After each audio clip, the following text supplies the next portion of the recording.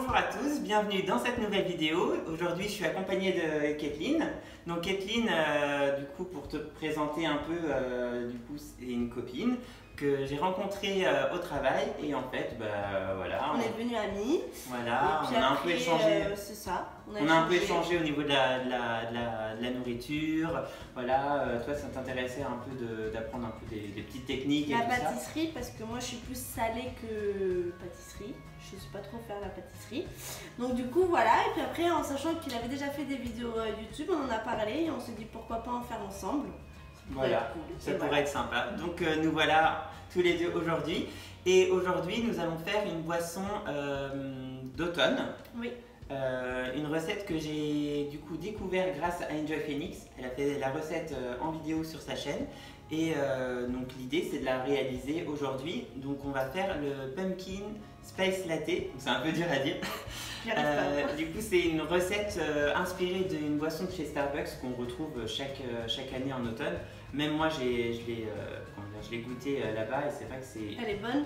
Ouais, et c'est vraiment spécial, enfin tu verras. Je pense bien qu'avec la courge, ouais, il y a de la cannelle aussi, donc c'est vrai que c'est quelque chose d'assez gourmand. Donc on vous laisse avec la liste des ingrédients. Il vous faudra 100 g de potimarron, 250 ml d'eau, 280 g de sucre, une demi-cuillère à café de cannelle, une demi-cuillère à café de gingembre et un quart de café de noix de muscade. Pour le matériel, il vous faudra un blender ou un mixeur, une bouteille en verre, un entonnoir, une spatule en bois et une casserole. Et pour terminer, il vous faudra un écumoire.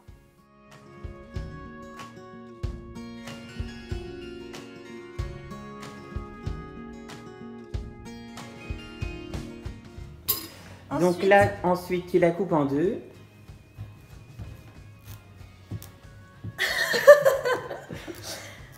Voilà. Elle est pas bien coupée, voilà, mais nickel. bon. Non, c'est bon. Enlever ça, voilà.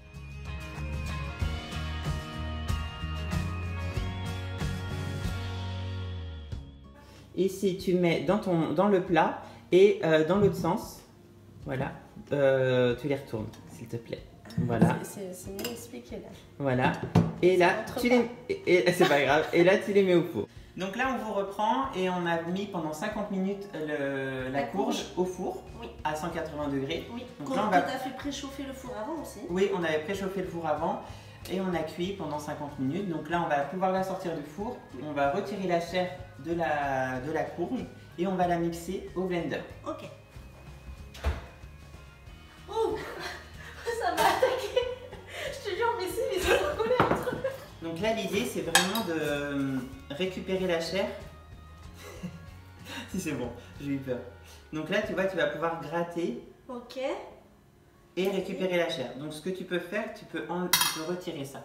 Si tu veux, pour que ça soit, oui, ça soit plus, plus à l'aise pour toi. Et donc on récupère, pour la recette, on va utiliser simplement 100 g de courge. D'accord. Parce que là, en fait, si on met que les 100 g dans le blender, j'ai essayé, ça mixe pas. En fait, il faut... un peu plus. Voilà, il faut un certain nombre. Ah oui, d'accord. C'est un peu galère. Puis quand t'as pas l'habitude, moi je cuisine pas ces trucs là. Même pour le salé, tu vois, je cuisine pas ça moi. Enfin, au début, quand on voit ça, on se dit oh là, ça va être bizarre, ça va pas être très bon.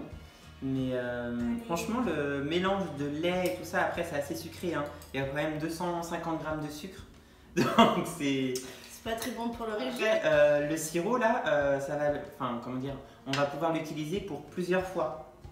Tout ça là, c'est pas en une seule fois. Hein. Oui, parce que oui, comme tu disais tout à l'heure en off, quand tu me parlais, c'est que là en fait on fait un sirop, c'est ça, et que après ce sirop tu le rajoutes avec d'autres choses que vous verrez par la suite. Voilà.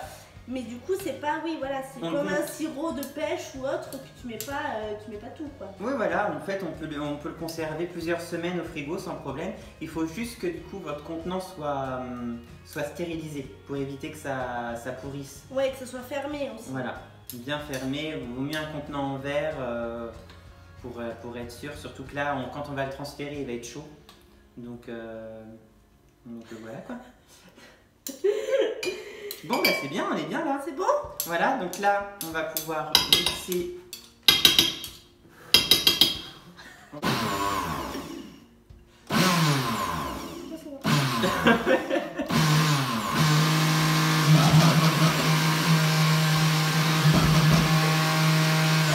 Ça ne marche pas. Il y a un souci, les gars. Attends, on refait. On refait. On y croit. Ah là là, là. Bah, t'as appuyé sur un truc, ça a marché. Je crois que le truc il est en train de lâcher l'âme là. Non, non, non, il est bien. Allez. Mais non, mais t'as appuyé sur un truc, ça avait commencé. Là, t'as mettre de l'eau, mais... Et en dessous, ça fait quoi? Bah, je sais pas, tu t'avais fait. Ah si, en dessous ça coupe, hein. Si, en dessous ça marche, hein. Bah oui, mais pourquoi ça marche pas, là? Bah attends, on va remuer. C'est de la merde. Mais tu l'as essayé cette recette? Mais oui, regarde, si j'ai montré dans le Bah four. oui, ça a marché. Non, mais Pourquoi ça fait avec ça, toi, ça marche jamais. Attends, je porte la poisse. Moi j'ai un problème avec les machines électriques. Non mais sérieux, je te jure. C'est vrai. Je te jure, je crois que j'ai trop de... Comment on appelle ça là?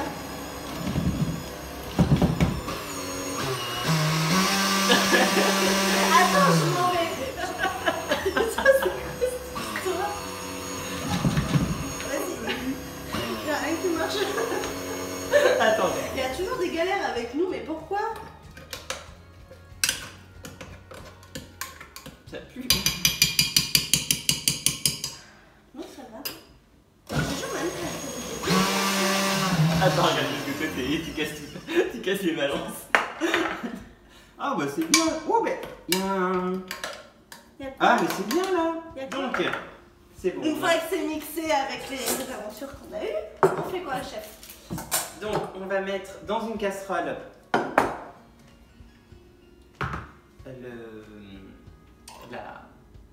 La chair, la bordel. Le mixage. On va mettre... ah, tu vois, il y a un... Alors, normalement, faut pas mettre de l'eau, mais là, on a mis de l'eau. On a mis un petit peu d'eau, mais du coup, on en rajoutera moins après, c'est pas grave. Ouais, d'accord. Donc, on va peser 100 g de courge. Et donc, le restant, on va pouvoir l'utiliser pour soit un potage ou d'autres recettes. Oula, il y en a trop. On peut très bien... Il en faut vraiment pas beaucoup, ouais, en fait. non, il en faut vraiment pas beaucoup. Le restant, en fait, on peut très bien le congeler, en fait. Donc, vous voyez, ça fait pas beaucoup, hein. Non. Non, je pensais plus. Pardon, excusez-moi. Mercredi, on dit. On va pouvoir rajouter une partie de l'eau. Ok. On va mettre... Donc là, c'est du gingembre. Ok. Donc c'est bien le gingembre. une demi-tasse, une demi-cuillère à café de gingembre. Ok. C'est très bon pour la santé, le gingembre, pour info. Je cuisine beaucoup avec du gingembre. Une demi-cuillère à café de cannelle. Ça, c'est très bon, la cannelle. Et un quart de cuillère à café de muscade. Ça, c'est bien aussi, le muscade. Et ici, du coup, on a les 250 g de sucre. Ça, c'est moins bien. Donc, on va... Comment dire? On va mettre ça à chauffer. Dès que ça commence à chauffer un petit peu, on met le restant d'eau. On porte le tout à ébullition. Ok.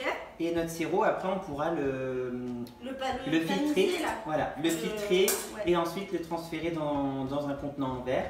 Et puis après, notre sirop sera prêt à créer au maximum le...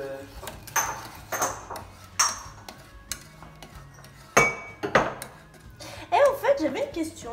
Ouais, vas-y. Pastry. Pastry green, ouais. Ça veut dire quoi? Green, c'est vert? Ouais, et pastry, bah, c'est pâtisserie. Ah. Pâtisserie verte. En anglais? Ouais. Ouais, parce que moi je suis anglais. Moi. Oh, ouais, tu fais genre. Tu fais ton américain. Donc là, t'as tout mélangé. Ouais, mais ça fait des grumeaux. Ouais, bah, c'est normal. Ouais, t'es sûr? On va mettre. Oui. Donc là, tu mets le restant d'eau. Je me rappelle plus comment ça faisait. Là, et là, tu vas mélanger. Ah, doucement. Il y en a moins là.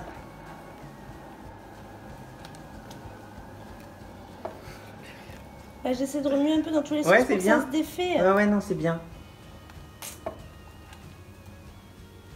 Et dès que ça boue, ça commence à lever, tu l'arrêtes.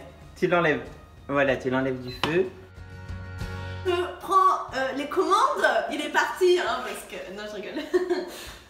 Donc là, on a bien porté à ébullition le sirop. Ok.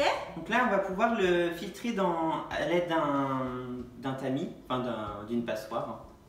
Donc là, tu peux tout verser, sans problème. Vas-y, verse tout, n'aie pas peur. Voilà, tu poses la casserole ici, tu mets le filtre. Bah, cherche pas ouais, tu mets ça dessus et ça, on s'en occupe plus. Ok. Voilà. Et donc là, on a notre sirop. Ça sent bon. Donc, on va le transvaser dans une bouteille en verre. Comme je disais tout à l'heure, c'est important de la stériliser dedans. Vas-y d'un coup. Voilà. Nickel. Donc là, on a notre sirop. Donc voilà, notre sirop, il est prêt. On va pouvoir passer à... on va faire un café. Donc, on fait un café et on vous reprend après.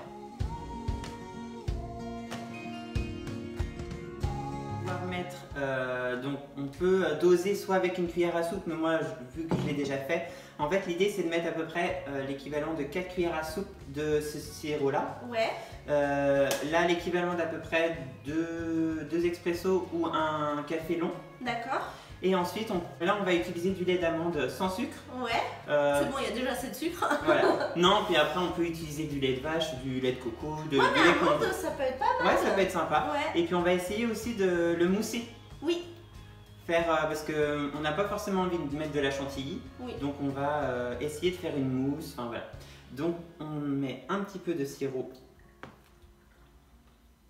Comme ça.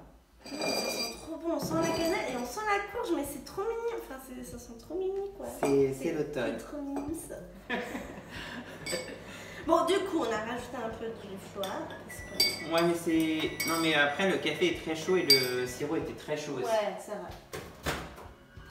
Sachant que là, on va... Je peux faire ça? Ah, vas-y. Donc c'est un petit ustensile du coup qu'on m'a donné et ça permet de mousser le lait. Je mets... Vas-y, il faut rester appuyé en fait. Ah oui. Donc c'est assez long. D'accord, et je le mets.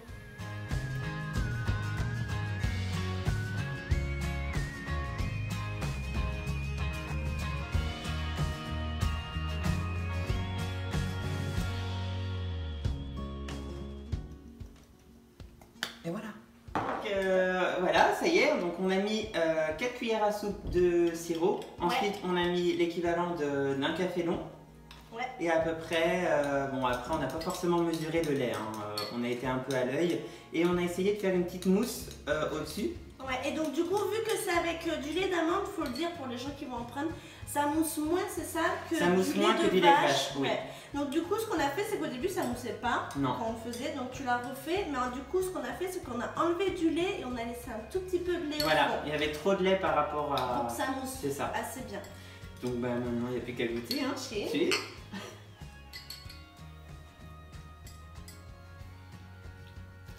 Ah, j'adore.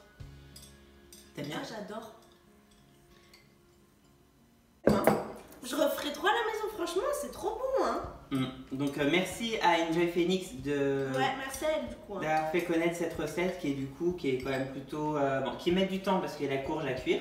Mais après, en soi, c'est pas non plus hyper compliqué. Et ce qui permet aussi de... Là, le fait qu'on ait fait du sirop, on a une quantité qu'on va pouvoir réutiliser demain, après-demain. Parce qu'au final, tu fais la courge une fois, mais le sirop, t'en as pour plusieurs fois en fait. Donc il faut bien conserver au frigo par contre. Ouais. Et après, dès que vous avez envie d'en reconsommer, voilà. Donc moi je trouve que c'est très très bon. Donc on espère que cette recette vous aura plu. On vous dit à bientôt pour une nouvelle vidéo. N'hésitez pas à liker et commenter cette vidéo. C'est très important pour la chaîne. Voilà, j'espère que ça vous a plu. Et puis, on vous dit à la prochaine. Salut. Bye bitches.